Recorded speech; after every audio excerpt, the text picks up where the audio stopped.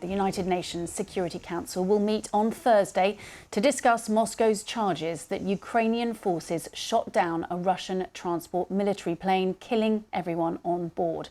Russia has said Ukrainian prisoners of war were being flown for a prisoner exchange.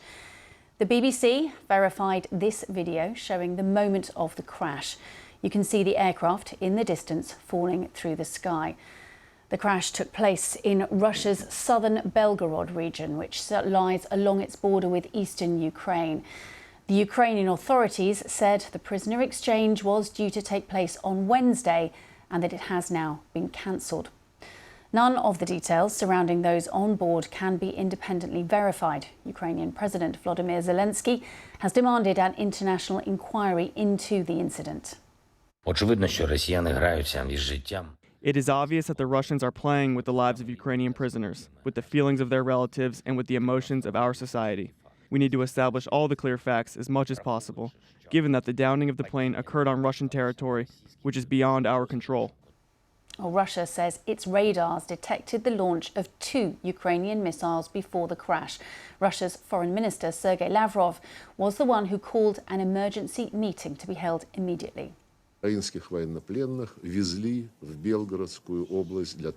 prisoners of war were transported to the Belgorod region for the next exchange agreed upon between Moscow and Kyiv.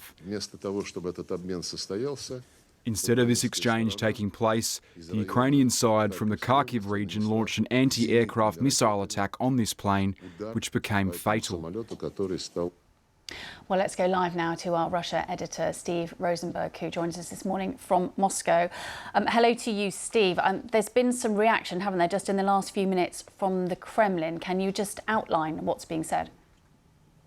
Yeah, in the last few moments, Dmitry Peskov, Vladimir Putin's spokesman, has made some comments about what happened yesterday. He has called this a monstrous action by Ukraine.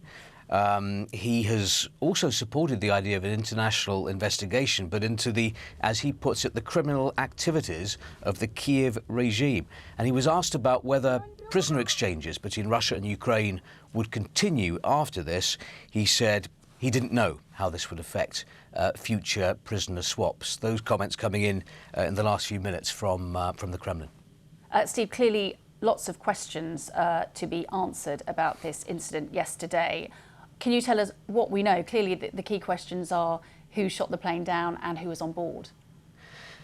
Yeah, absolutely. Lots of questions. What we know is that this military transport plane, this Ilyushin 76, crashed, right, in a field in southern Russia. We cannot confirm who or what made the plane crash and who was on board. Now, the Russians say that on board were 74 people, including 65 Ukrainian prisoners of war, who Moscow says were on their way to take part in a prisoner swap. And Russia has been clear. It says that Ukraine shot the plane down. Ukraine has not confirmed that. It hasn't denied it either. We heard comments there from President Zelensky, who has called for an international investigation and has accused the Kremlin of playing with the lives of Ukrainian POWs. Ukraine has confirmed that there was going to be a prisoner exchange yesterday, which didn't happen.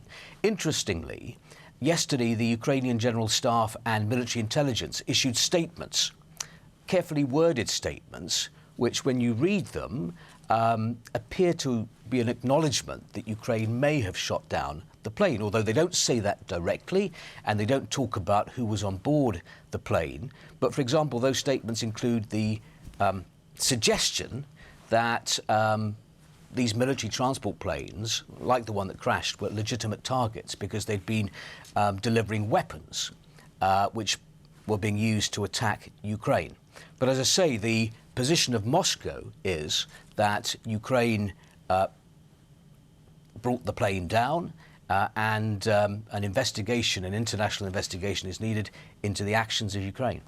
And interesting that Russia, the Kremlin, saying that they are also saying they want an international investigation. But of course, this did happen over Russian territory. So what is the likelihood of there being a sort of neutral international investigation, if you like, and sort of getting to the bottom of this? Not very likely, I wouldn't have thought. But I think an important point to make here is, we're hearing lots of dramatic language from Russia. I talked about Mr. Peskov's comments about monstrous action. We've heard Russian officials talking about terrorist attack, Ukraine showing its true face. It's clear that what Moscow is trying to do is using what happened yesterday, whatever happened yesterday, to try to discredit Ukraine and portray Ukraine as the aggressor in this war. But we have to keep in mind that nearly 2 years ago, it was the Kremlin that launched this so-called special military operation and its full-scale invasion of Ukraine.